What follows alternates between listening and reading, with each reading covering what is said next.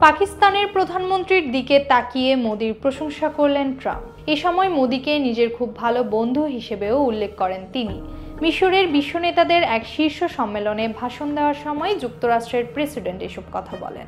এ সময় ট্রাম্প জানান, তিনি মনে করেন ভারত এবং পাকিস্তান খুব সুন্দরভাবে একসাথে বসবাস করবে।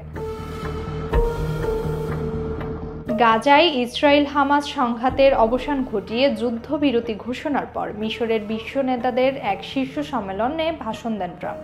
মঞ্চে ট্রাম্প তার পেছনে দাঁড়িয়ে থাকা পাকিস্তানের প্রধানমন্ত্রী শেহবাজ শরীফের দিকে তাকিয়ে বলেন, ভারত একটি দুর্দান্ত দেশ। আমার একজন খুব ভালো বন্ধু দেশটির শীর্ষ পর্যায়ে আছেন এবং তিনি দুর্দান্ত কাজ করছেন।